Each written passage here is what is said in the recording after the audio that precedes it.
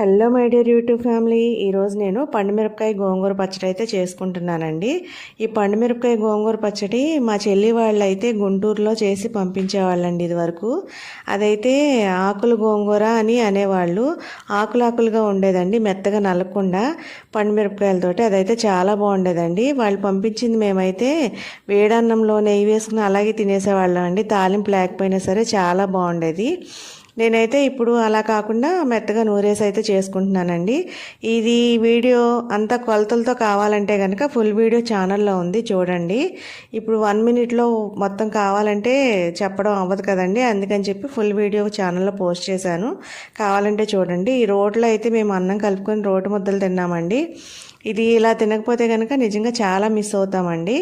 నేనైతే తాలింపు వేసుకొని ఇలా తిన్నామండి మేము. ఈ పచ్చడి అయితే చాలా బాగుంటుంది.